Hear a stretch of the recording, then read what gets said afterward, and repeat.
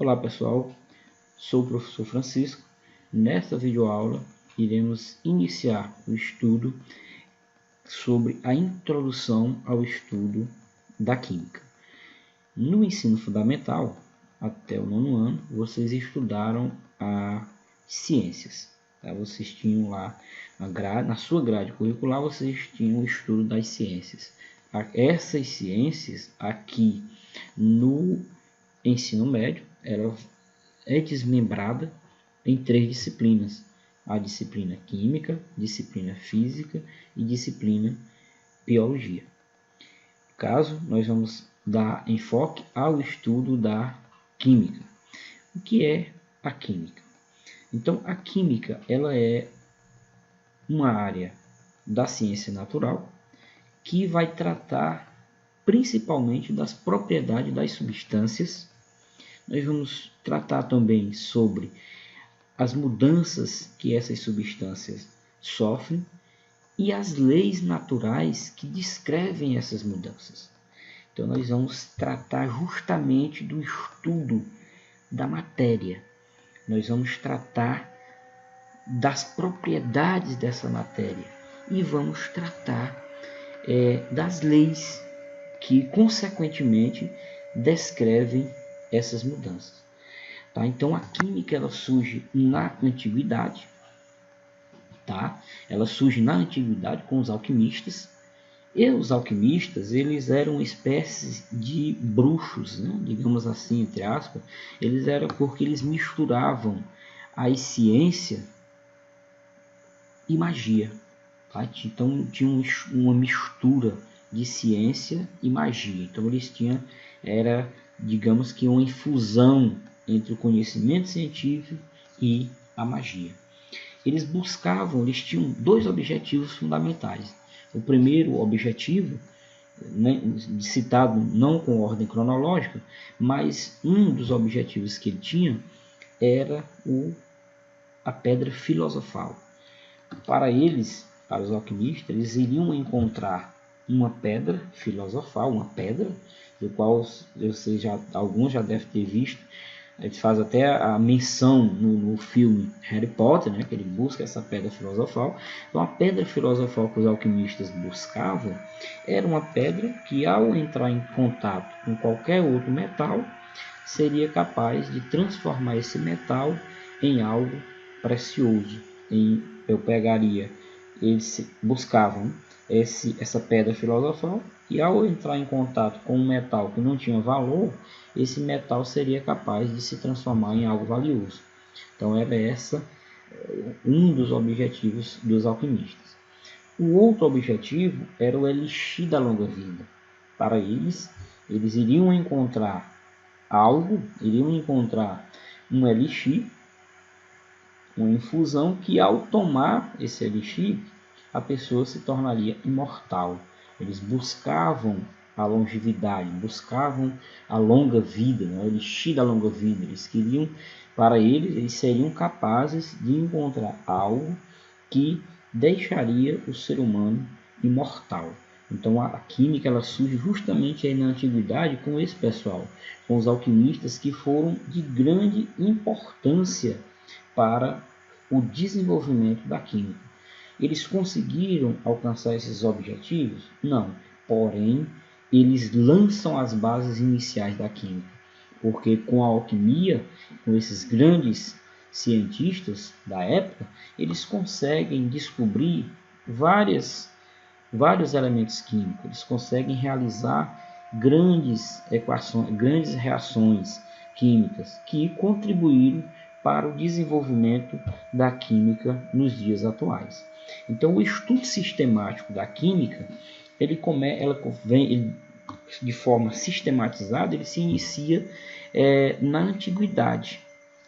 Tá? Ele se inicia na antiguidade justamente com os egípcios. Tá? Eles começam com os egípcios, eles têm esse estudo sistematizado. O estudo sistematizado da química inicia-se justamente com os egípcios e os gregos antigos, que foram os primeiros a admitir a existência do átomo. Átomo que nós iremos estudar nas aulas posteriores. A grande importância da química, muitas vezes, ela passa despercebida no nosso dia a dia.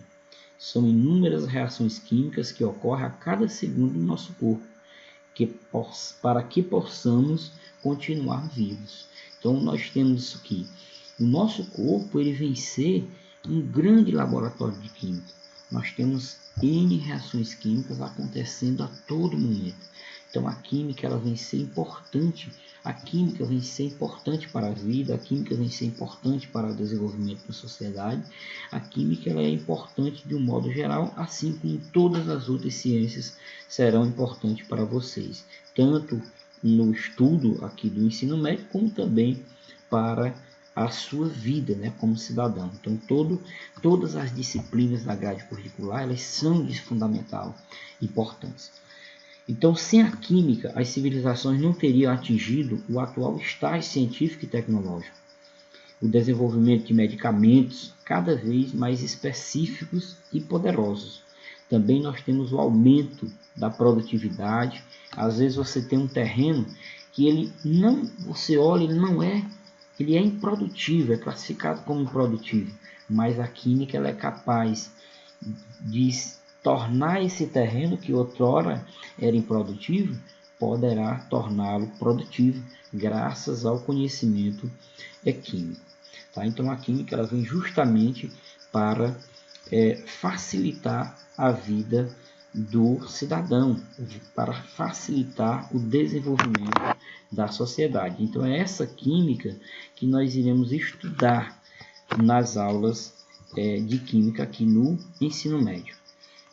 Então a química, ela, só recapitulando, ela é uma ciência da natureza que estuda a matéria e suas transformações, como já foi dito anteriormente. Então, para se iniciar o estudo da química, é interessante que nós façamos alguns questionamentos. Tipo, a química, ela vem ser natural? A química é algo natural ou artificial?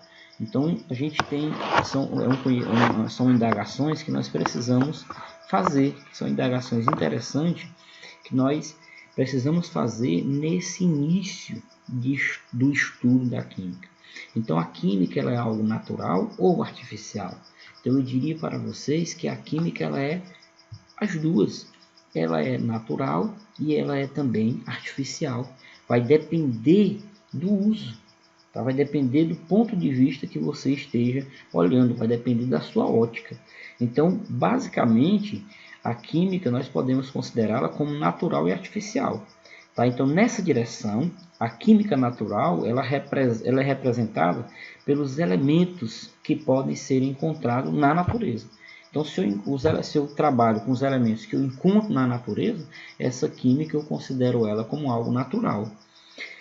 E a artificial ela é representada pelos elementos que são modificados em laboratório. Tipo, nós temos, ou se nós analisarmos essas duas imagens aqui no nosso slide, então você vai observar esse primeiro suco. Esse suco ele é obtido de forma artificial. Tá? Então está aqui envolvido, tem químico envolvido aqui. O químico ele consegue sintetizar em laboratório o sabor, ele consegue desenvolver uma fórmula química que vai atribuir o mesmo sabor e coloração da fruta natural laranja, do qual a gente pode observar nesse outro lado, nesse outro slide, uma jarra de suco de laranja de forma natural. Então aqui eu tenho uma química natural, eu tenho a química natural, e nesse outro suco industrializado nós temos algo artificial, que é algo que é resultado, que é produzido em laboratório. Então a química, pessoal, ela vem ser natural e também artificial. Vai depender do nosso ponto de vista, vai depender da nossa colocação. Então se eu posso produzir tanto algo em laboratório, que é artificial, como também eu tenho algo que é produzido pela própria pela natureza. Então a gente citou esses dois exemplos aqui, né? Tem o suco industrializado, tenho a química artificial. Tenho aqui o suco de laranja, eu tenho um exemplo da química natural. Então a química, ela é natural e a química também é algo artificial. O outro questionamento que eu chamo para chamar a atenção de vocês é justamente o questionamento: a química, ela polui? Ela vem ser algo que polui a sociedade? E eu diria para vocês que não é a química responsável pela poluição, e sim são as pessoas que se utilizam da química de forma errada. É o caso da ciência. A ciência química, ela é boa ou é ruim? A ciência química é boa ou é má? Eu diria o mesmo questionamento, que a ciência, ela não é a mesma resposta. A ciência não é nem boa e nem é má. Vai depender do uso. O que acontece hoje é que nós utilizamos da química de forma errada. Então a química, ela não polui. O que polui são os atos. É o homem com os seus atos que vai provocar essa poluição. Então a mesma química que polui é a mesma química que eu posso utilizar para um processo de despoluição de um rio. A ciência nem é má e nem é boa, vai depender do meu uso. Então vocês que serão os futuros profissionais, futuros médicos, professores, engenheiros, que vocês utilizem a ciência para o bem. E nunca utilize a ciência para o mal. Então utilize a ciência para o bem. Porque vocês têm hoje drogas que são sintetizadas em laboratório e que quem produziu foi um químico. Esse cara utilizou a ciência para o mal. Esse cara utilizou a ciência para provocar o mal para a sociedade e não o bem, do qual nós devemos utilizar a ciência para o bem. Então a química, ela não polui. Certo? Não é a química responsável pela poluição, são os homens, são os nossos atos que provocam essa poluição. Então nós temos aqui um exemplo, não é? Exemplo aqui desse rio, nessa foto, onde nós podemos observar um rio poluído, onde foi jogado aí garrafas, enfim, realmente deteriorou o rio. E desse outro lado nós temos uma foto de um rio antes e o rio depois.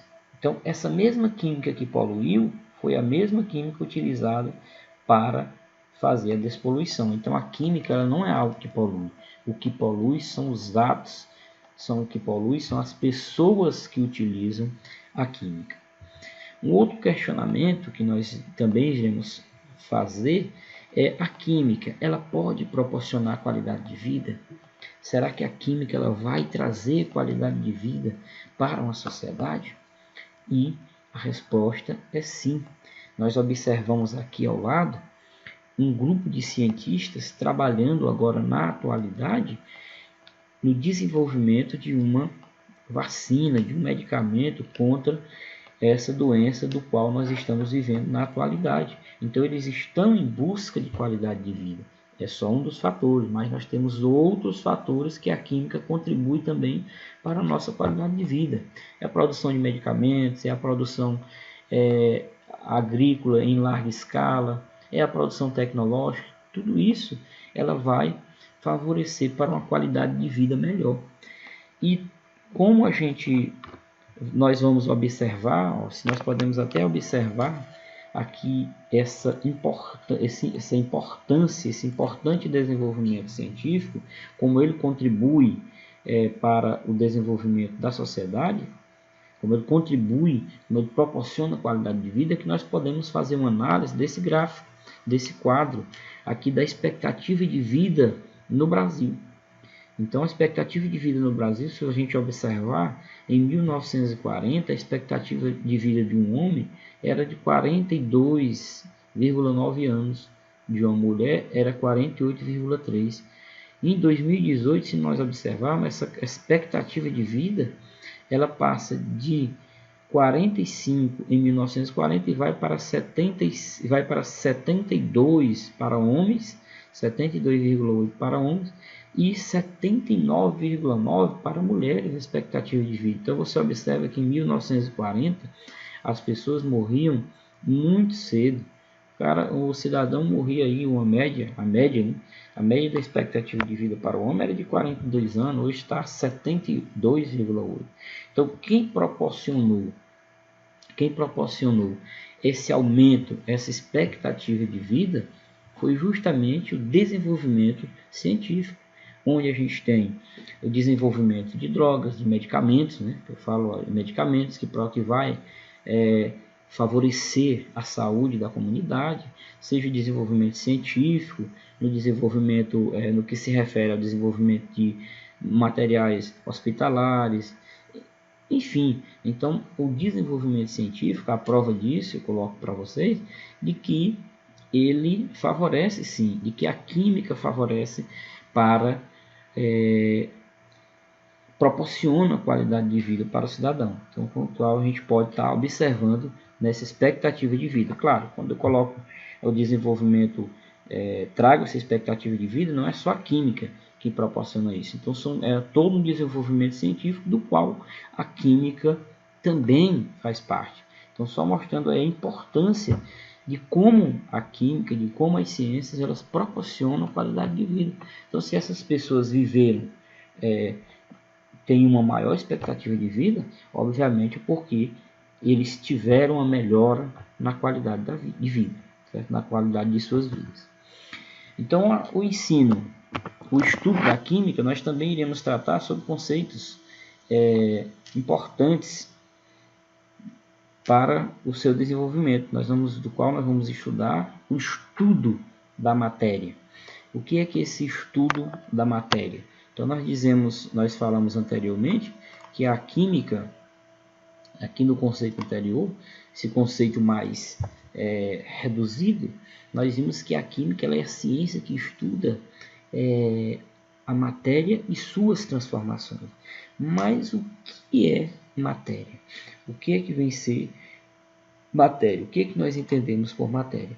E aí uma definição: matéria vem ser tudo que tem massa e ocupa um lugar no espaço. Isto é, tem volume. Então, se ela tem massa e ocupa lugar no espaço, logo ela vai ter um volume, que é um conceito que nós iremos estudar logo à frente. Então, o que é que vem ser a matéria, só recapitulando? Então, é tudo que tem massa e ocupa um lugar no espaço. Eu posso dizer que nós somos matéria. Uma cadeira é matéria. O ar atmosférico é matéria. Então, tudo que tem massa e ocupa um lugar no espaço, nós vamos caracterizar como matéria. Tá? Então, nós vamos caracterizar como matéria.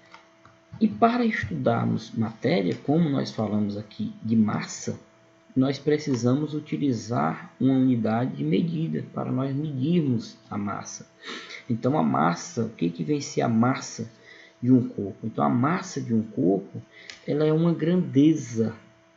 É uma grandeza que pode ser determinada com o uso de uma balança de 2 pratos, como por exemplo, que aparece nos desenhos a seguir. Então, massa de um corpo ela é uma grandeza.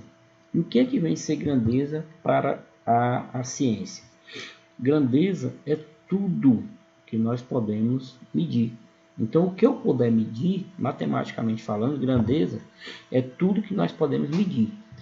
Então, eu posso medir a altura, posso medir o peso, posso medir a temperatura. Então, tudo isso nós vamos... O volume, certo? Então, isso são exemplos de grandezas. Posso medir? Posso. Então, matematicamente falando, vai ser considerado uma grandeza. Então, a massa de um corpo, ela é uma grandeza que nós podemos medir utilizando um instrumento que é a balança.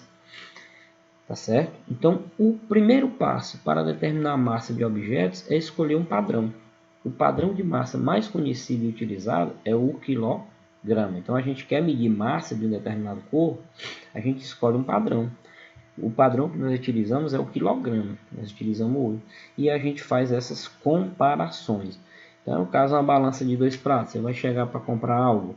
Então, o cidadão, o vendedor, no caso, no início, né, colocaria aqui 1 kg, que é a medida padrão, e vou colocar o objeto que você quer comprar no outro prato. E o peso vai ser alcançado quando aquela balança atingir o equilíbrio. do qual hoje a gente já tem as balanças eletrônicas, né? Aqui a analogia essa balança de 2 pratos para vocês terem mais ou menos uma ideia. Então, para a gente medir, para que nós possamos medir a massa de um corpo, nós vamos utilizar um modelo padrão, que é o quilograma, sim, porque peso, massa é a quantidade de matéria, tá? E peso é a força com que a Terra nos atrai, com que o campo gravitacional da Terra atrai todos os corpos para o seu centro.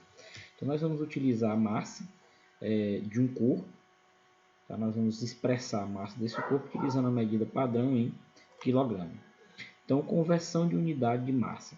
As unidades de massa do sistema, ele é do sistema métrico decimal de massa e são quilogramas. Aí nós vamos utilizar o quilograma, hectograma, decagrama, grama, decigrama, centigrama e miligrama. Então, nós vamos utilizar essas unidades, do qual a gente tem os múltiplos e submúltiplos, para que nós possamos expressar a massa dos corpos. Tá certo? Então, a gente vai utilizar essas unidades. Então, se eu tenho grande quantidade de massa, eu vou utilizar os múltiplos. Se eu tenho massas pequenas, a gente vai utilizar os submúltiplos. Tá? Tipo, se eu quero determinar a massa de uma pessoa, tá? Então a gente utiliza essa medida, né? Utilizamos em quilograma. Já se eu quero determinar a massa, indicar essa medida de uma folha de papel, por exemplo. Tá? Então nós vamos ter nas conversões, como o sistema padrão de medida de massa é decimal, as transformações entre os múltiplos e submúltiplos são feitas multiplicando ou dividindo por 10. Então, para isso, nós vamos utilizar aqui essa tabela, essa seguinte tabela. Então, se eu quero medir no Sistema Internacional de Peso e Medida, a unidade padrão de massa vai ser o grama. E aí nós vamos ter os seus submúltiplos, né, nesse sentido, submúltiplos, melhor dizendo, que vai ser decigrama, centigrama, miligrama, e nós vamos ter os seus submúltiplos, que é o decagrama, hectograma, você vai multiplicar por 10. Quer ir para decagrama, 10 vezes 10, vou multiplicar por 100. Quero ir para grama, 10 vezes 10 vezes 10 é igual a 1000. Então a gente vai colocar aí, dividir por 1000. Se eu estou em uma unidade, nós estamos em uma unidade menor, queremos ir para uma maior, tá? Então se eu estou em miligrama ou se eu estou em grama e quero ir para quilograma, nós vamos dividir por 1000. Tá? Se eu tivesse em grama, quisesse ir para decagrama, dividiria por 10. Se eu estou em grama, quero ir para hectograma, 10 vezes 10, 100, dividir por 100. Se eu estou em grama e quero ir para quilograma, 10 vezes 10 vezes 10 é 1000. Eu iria dividir por 1000.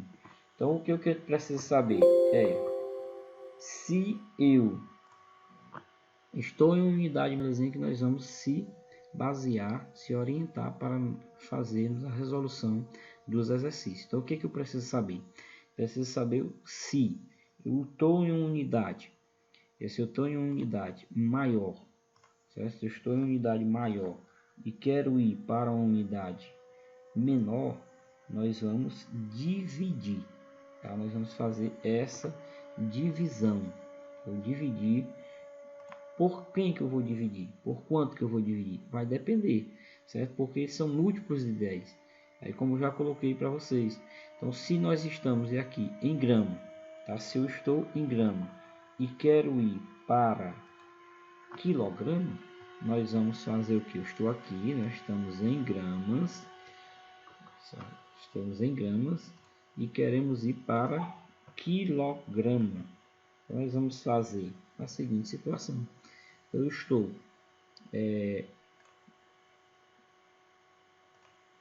estamos aqui em grama e queremos ir para quilograma. O que eu vou ter de fazer?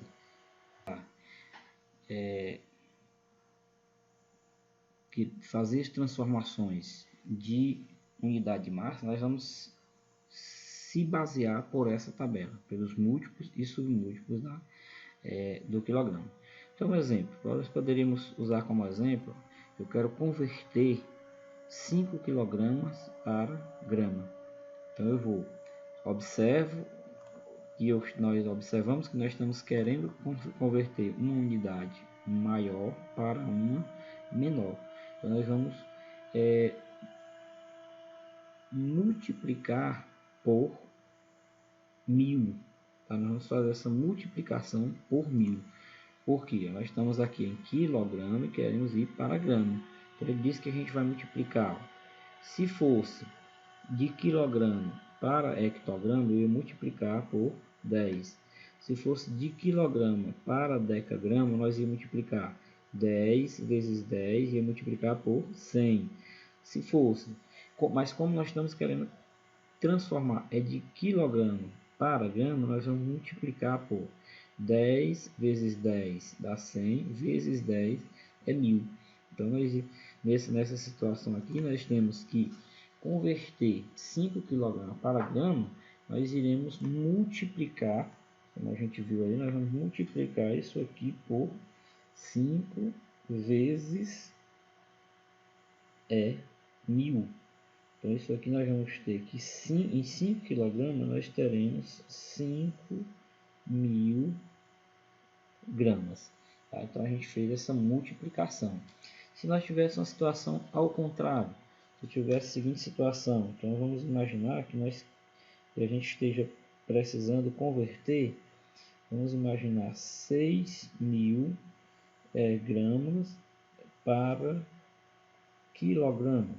Então, se a gente observar, nós estamos em gramas e queremos converter para quilograma. Nós estamos aqui em gramas e queremos converter para quilograma. Estamos em uma unidade menor, queremos ir para uma maior. Nós vamos dividir.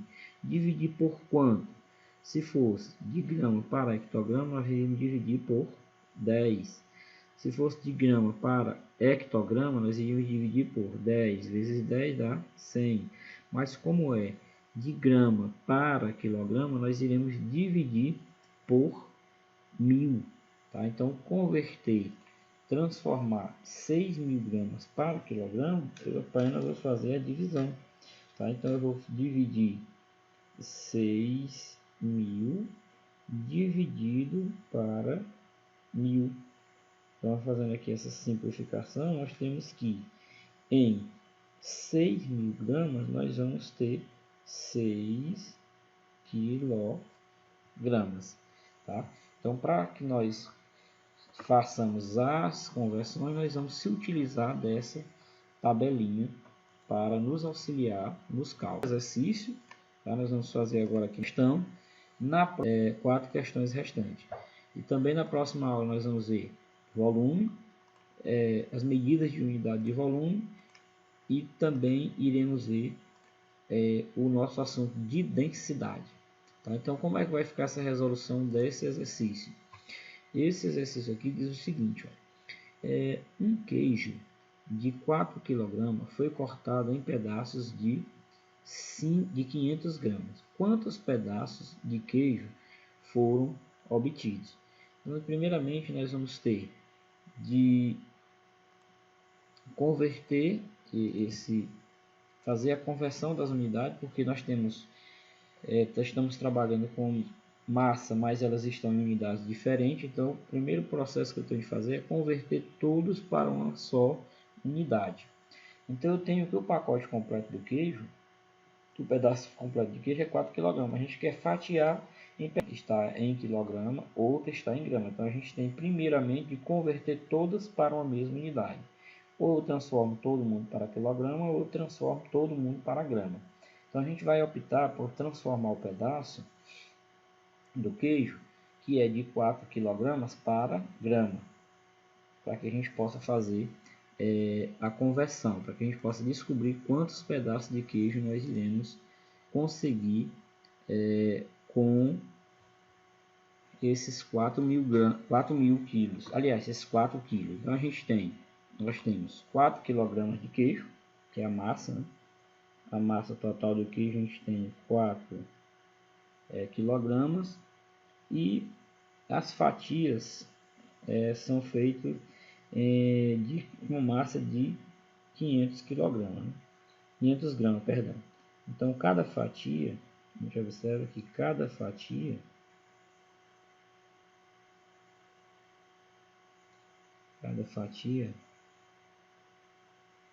tem massa igual a 500 gramas. Então ele quer saber quantos pedaços dá para a gente construir. Nós vamos fazer converter. Se eu pegar e converter isso aqui para gramas, aliás, para gramas. Então quantas gramas nós vamos ter aqui? Estou em uma unidade menor, estou em unidade maior, quero ir para uma menor. Estou em quilograma e preciso ir para grama. Então nós vamos dividir isso aqui por 1000. Olha só a tabelazinha aqui embaixo, ó. De quilograma para hectograma 10, de quilograma para decagrama 100, 10 vezes 10, 100, de quilogramas para grama 10 vezes 10 vezes 10 é igual a 1000. Então nós vamos multiplicar, estamos em unidade maior, queremos ir para uma menor, vamos multiplicar por 1000. Tá? Então nós vamos multiplicar por 1000. Então eu tenho que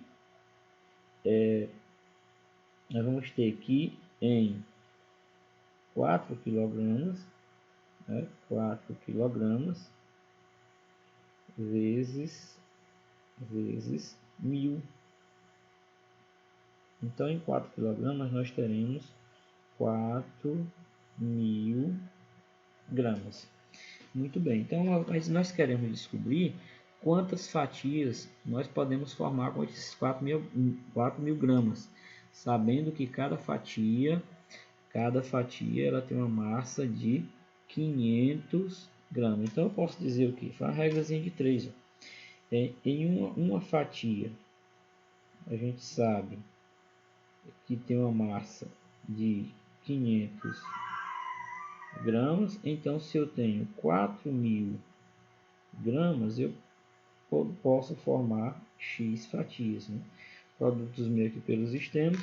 Então vai ficar 500 vezes X, que é igual a 4.000.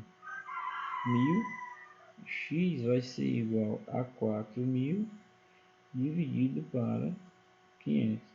Fazendo essa simplificação aqui, nós vamos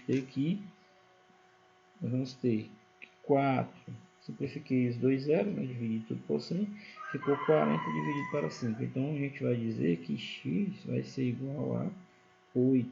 Então logo, com uma massa de queijo de 4 quilos, nós podemos formar 8 pedaços de 500 gramas. Essa é a quantidade de pedaços de fatias que nós conseguimos formar com 500 gramas. Então, pessoal, vocês irão resolver essas 4 questões, tá? Questão número 2, questão número 3, questão número 5, e na próxima aula nós iremos fazer os comentários, ok? Então, muito obrigado.